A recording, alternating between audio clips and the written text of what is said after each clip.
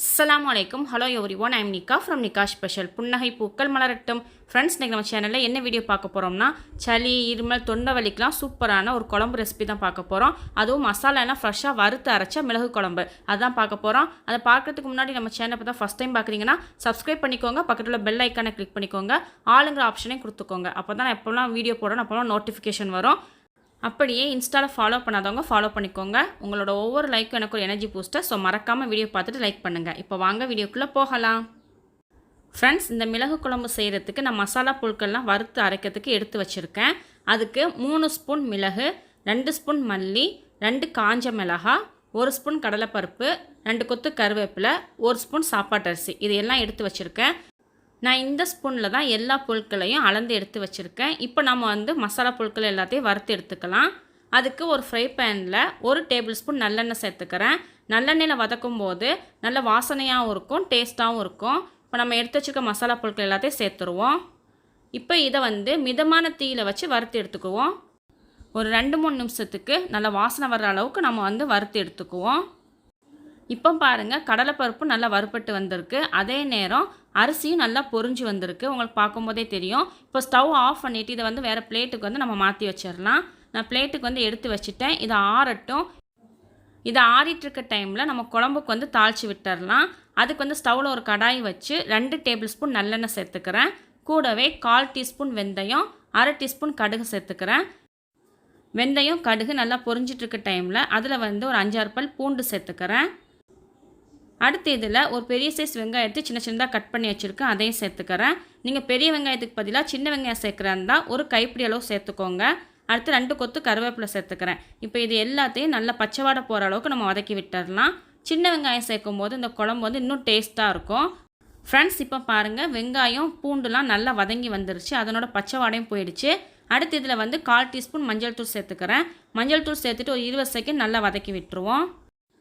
மஞ்சள் தூள் சேர்த்து நல்லா வதங்கினதுக்கப்புறம் இதில் 2 மீடியம் சைஸ் தக்காளி நான் அரைச்சிட்டு சேர்த்துக்கிறேன். இந்த மாதிரி அரைச்சிட்டு சேர்க்கும் போது குழம்போட திக்னஸ் நல்லாயிருக்கும், அதுக்காகத்தான். இப்போ இதையும் பச்சை வாடை போகிற அளவுக்கு நல்ல எண்ணெயிலே வதக்கி எடுத்துருவோம். ஃப்ரெண்ட்ஸ், இப்போ பாருங்கள், தக்காளியோட பச்சை வாடெல்லாம் போய் லைட்டாக எண்ணெய் பிரிஞ்சு வந்துருச்சு. அடுத்து இதில் புளி கரைசல் சேர்த்துக்கலாம். நான் ஒரு பெரிய லெமன் சைஸ் அளவுக்கு புளி எடுத்து ஒரு 10 நிமிஷம் ஊற வச்சுட்டு கரைச்சி எடுத்து வச்சுருக்கேன். அதை சேர்த்துக்கிறேன். கூடவே 1 டீஸ்பூன் உப்பு சேர்த்துக்கிறேன். இப்போ ரெண்டையும் நல்லா கலந்து விட்டுருவோம். இந்த மாதிரி கலந்து விட்டதுக்கப்புறம் ஃபஸ்ட்டு ஹை ஃப்ளேமில் கொதிக்க விட்டுருவோம். அதுக்கப்புறம் நம்ம மீடியம் ஃப்ளேமுக்கு மாற்றிட்டு ஒரு 2 நிமிஷத்துக்கு கொதிக்க விடுவோம். இப்போ இது கொதிக்கட்டும். ஃப்ரெண்ட்ஸ், பாருங்கள், ஹை ஃப்ளேமில் நல்லா கொதிச்சிருச்சு. இப்போ இதை மூடி போட்டு ஒரு 2 நிமிஷத்துக்கு நம்ம மீடியம் ஃப்ளேமில் கொதிக்க விட்டுருவோம்.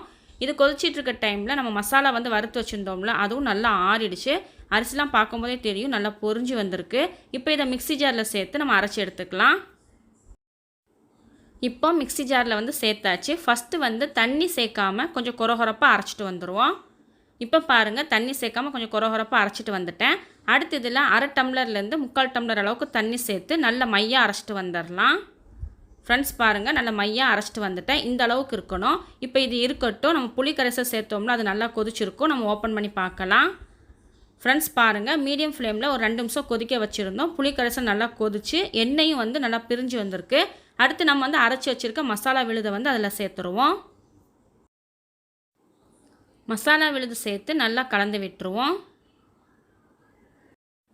மசாலா விழுது சேர்த்து நல்லா கலந்து விட்டதுக்கப்புறம் இதில் குழம்புக்கு தேவையான அளவுக்கு தண்ணி சேர்த்துக்கலாம். மிக்ஸி ஜாரில் ஒரு 3/4 டம்ளர் அளவுக்கு தண்ணி சேர்த்து நல்லா அலசிட்டு குழம்புல சேர்த்துக்கிறேன்.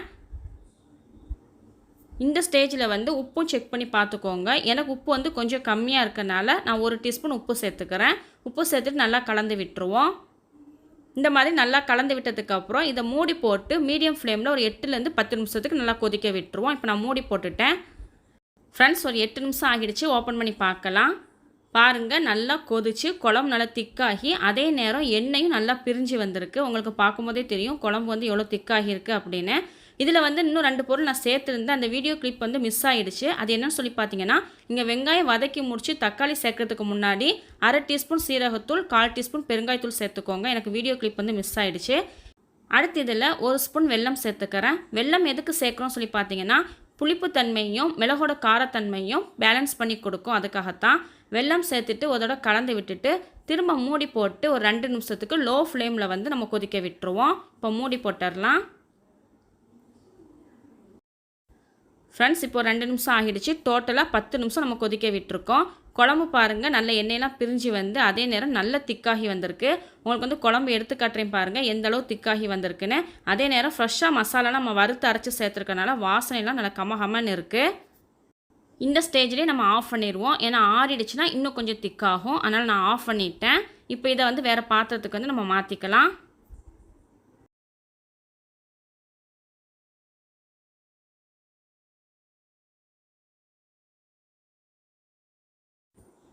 ஃப்ரெண்ட்ஸ் அவ்வளோதான், நம்மளோட சுட சுட மணக்க சூப்பரான மிளகு குழம்பு வந்து ரெடி ஆயிடுச்சு. சளி, இருமல், தொண்டை வலிக்கெலாம் இந்த குழம்பு வந்து சூப்பராக இருக்கும். ஸோ கண்டிப்பாக நீங்கள் ட்ரை பண்ணி பாருங்கள்.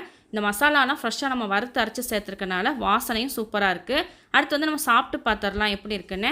இன்றைக்கி லஞ்ச் என்னன்னு சொல்லி பார்த்தீங்கன்னா சாதம் வச்சுருக்கேன். கூடவே நம்ம வந்து ஃப்ரெஷ்ஷாக மசாலாலாம் வறுத்து அரைச்ச குழம்பு, மிளகு குழம்பு. அடுத்து வந்து மீல் மேக்கர் 65 பண்ணியிருக்கேன். இந்த குழம்பு பார்த்திங்கன்னா கொஞ்சமாக நம்ம வந்து சாதத்தில் பிசைஞ்சு சாப்பிட்டாலே செம்ம டேஸ்ட்டாக இருக்கும். இப்போ நாம் சாப்பிட்டு பார்த்துருவோம் எப்படி இருக்குன்னு. சூப்பராக இருக்குங்க.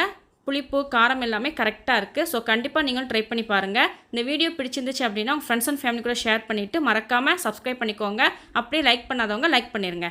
தேங்க்ஸ் ஃபார் வாட்சிங். Stay safe. மரம் வளர்ப்போம், இயற்கையை காப்போம்.